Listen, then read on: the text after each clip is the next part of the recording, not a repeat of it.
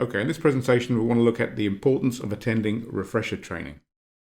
Now the content of this presentation will cover brain plasticity and reconsolidation, the forgetting curve, health and safety legislation, other refresher training requirements, and HSG 48.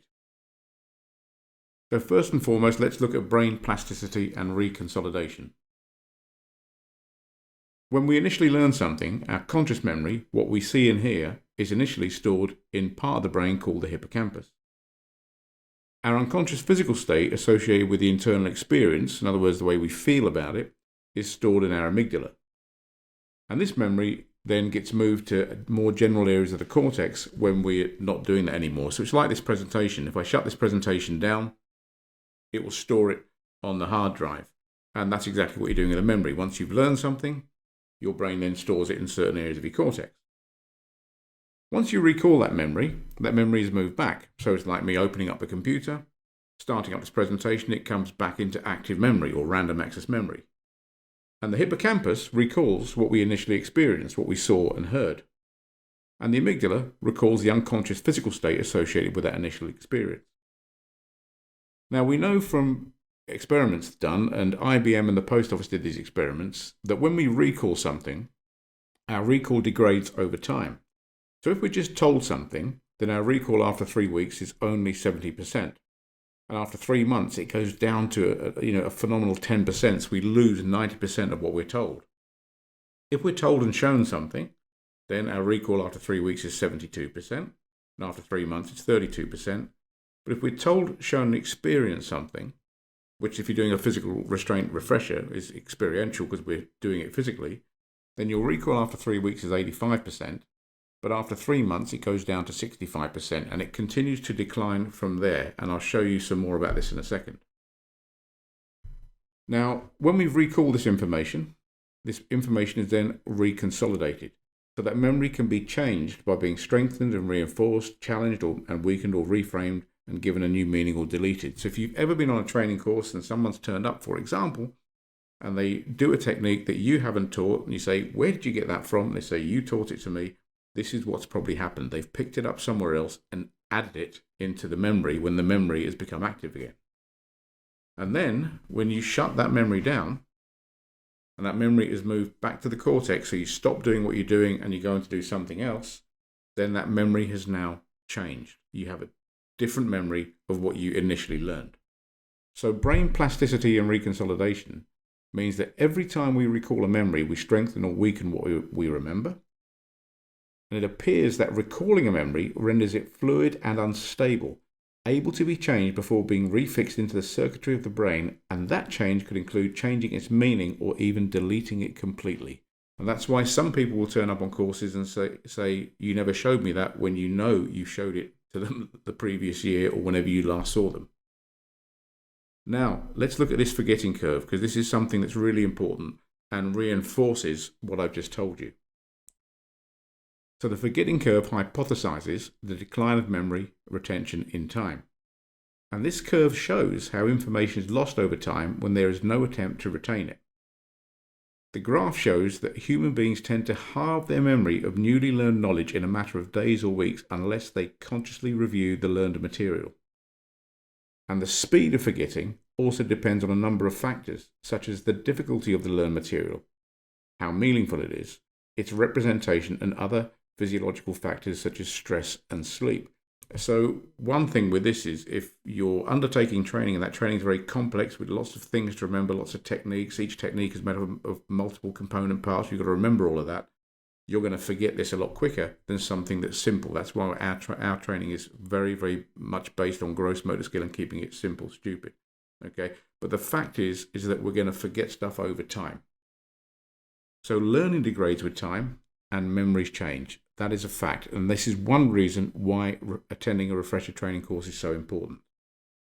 Now, if we look at health and safety at work legislations, we come onto the legal aspects now.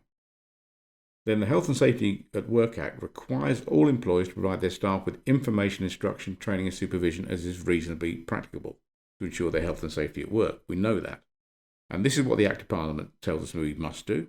Then underneath the Act of Parliament, we have management regulations which tell us more specifically how we should do what we must do. And the Management of Health and Safety at Work regulations, Regulation 13 specifically, says every employer shall ensure that his employees are provided with adequate health and safety training on their being recruited into the employer's undertaking and on their being exposed to new or increased risks. And then it says the training referred to in paragraph 2 shall be repeated periodically where appropriate. So we're talking about periodic training now. So we're talking about refresher training. It doesn't give a period, but it talks about refreshing it periodically. Now, the Department of Health produced a document called Positive and Proactive Care, which was issued in April 2014. And in that document, it says, as a minimum, staff should receive annual refresher training or professional development in accordance with skills for care and skills for health recommendations. So if you're teaching in the NHS or teaching in care settings, then you should have annual refresher training. And skills for care actually says monitor performance and assess competence at least annually. So they're talking about an assessment of competence annually. So that's a refresher. Skills for health in the UK Core Skills Training Framework says update refresher training for employees should be prioritised based upon risk assessment, and each healthcare organisation will need to determine the required refresher training periods, ensuring that any agreed training schedule is incorporated into their local policy. And refresher training will be indicated for all staff if there is a change in national legislation, healthcare policy, or an organisation has amended its policy locally. So every time something changes, you need to update the training. What's interesting is it mentions risk assessment, and some research done in 2018 showed that 87% of companies prosecuted for a health and safety breach had been charged for failing to assess risk adequately. So if you look at this now, we understand that memory degrades with time. We understand that learning degrades with time. Therefore, if we put that into a risk assessment, we need to actually do some form of refresher training. And so far, we're seeing that annually seems to be the customer practice required by organisations such as Skills for Care and Skills for Health. Now, there's other mandated refresher periods too. The SIA, the Security Industry Authority, requires that all approved Level 3 physical intervention trainers are refreshed every 12 months. The Home Office refresher mandate requires that every member of staff who is trained in control and restraint is refreshed every 12 months. So now they're talking about annual refreshers too. Now, the Mental Health Units Use of Force Act 2018, Section 5, which refers to training and appropriate use of force, that states that refresher training must be provided at regular intervals whilst the person is a member of staff. It doesn't say what those intervals are, but it says at regular intervals whilst the person is a member of staff. But it's worth bearing in mind that Sections 1 to 10 and Sections 12, 13, 14 and 15 of that Act are still provisional and not yet enacted, because we're still waiting for guidance from the Secretary of State for Health, and that guidance has yet not been forthcoming. Now, the Management of Health and Safety at Work regulations, 1999, the approved code of practice for Regulation 13 says this: managers should be aware of relevant legislation and should be competent to manage health and safety effectively. Employers should review their employees' capabilities to carry out their work as necessary. And if additional training, including refresher training, is needed, it should be provided. So the approved code of practice that underpins the regulation, that underpins the Act of Parliament, is saying that refresher training, if needed, should be provided. The guidance for that regulation, so this is now the guidance that underpins the approved code of practice, that states that an employee's competence will decline if skills are not used regularly. And we've seen that already by looking at all the psychological factors that we've actually looked at. Training, therefore, needs to be repeated periodically to ensure continued competence. Now, let's look at HSG 48. Now, HSG 48 is a document that is produced, or it's a model that's used by Health and Safety Executive in monitoring and actually investigating and analysing health and safety incidents. And this is the model for human failure. And it talks about errors and violations. Let's look at errors first. Now, in errors, firstly, we have skill-based errors, which are slips of action and lapses of memory, as you can see in the top right-hand corner there. Now, a human error is an action or decision which was not intended, which involved a deviation from an accepted standard and which led to an undesirable outcome. So that's how they're defining a human error. Slips and lapses occur in skill-based and familiar tasks which we carry out without much need for conscious attention. For example, driving a car. That's why we have car accidents, because people are driving a car without paying attention to what they're doing. But mistakes are when we do things wrong, believing it to be right. Now remember, if we go back to consolidation and reconsolidation theory, sometimes a memory can be changed by adding things to it when that memory is brought back into its active state. So if we look at a rule-based mistakes, that's when someone makes up a rule. Now, a rule-based mistake is where a rule or rules exist that, generally speaking, have no basis in fact, and we've all come across these. In short, they've been simply made up by someone without proper consultation or reference to, for example, any legal standard or understanding of the risks involved. And we, like I've said, we've all come across this, and minimum force is the usual myth that gets bandied about. For example, an organisation or a training provider may have a rule that says that a member of staff may not use a more restrictive intervention when controlling a violent person. However, when a non-restrictive technique is used and fails and someone is injured, the member of staff may be blamed for making a mistake by not doing the technique properly. This would be an example of a rule-based mistake, also known as a latent failure, that caused the more direct failure, the technique not working, which ultimately led to the error occurring. Now, latent failures refer to less apparent failures in a design of organizational systems, the environment or equipment that are often hidden until they contribute to the occurrence of errors or allow errors to go unrecognized until they harm someone. And this is why, again, refresher training is so important, because if we are updating people's knowledge and we're using a standardization process to keep them up to date, it's less likely they're going to start making up rules. And it's less likely, therefore, that latent failures will occur that will lead to a direct failure and someone being harmed. Another example of a rule-based mistake or latent failure that can lead to an error is when people in positions of influence use subjective opinion to come to a conclusion without any basis in fact, any specific training in that area, or any degree of operational competence in the subject matter they are commenting on. And these people could include an organizational manager, an MBQ assessor, or government inspector, or any type of person in a position of influence, making comments or recommendations regarding the use of physical intervention when they themselves are not trained or do not have any operational competence in that area. And once again, if you don't have the knowledge and the competence, how will you identify that they don't know what they're talking about and be able to challenge them from a professional and competent position? And then we've got knowledge-based mistakes. And these typically occur when an individual has insufficient knowledge about how to perform a task. So let's look at these. They occur when organizations rely on certain or specific individuals who are supposed to be experienced and or trained. What happens is that the information passed on by these individuals is sometimes relied upon too heavily and is rarely challenged, so it is not properly checked for accuracy. One example of a knowledge-based mistake could be the trainer who uses their authority to tell people things that they themselves have been told to pass on, possibly based on incompetent rules. And again, I'm not saying these people are bad. What I'm saying is that sometimes people get put in these positions and are not given any support, any training, any refresher training or upskilling.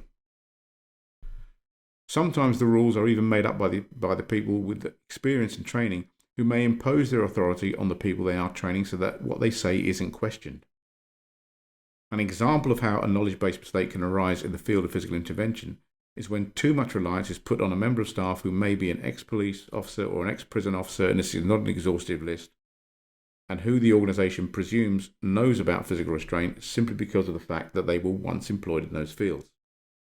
As a result, they are given the responsibility in some instances even without any further training. And this leads to violations.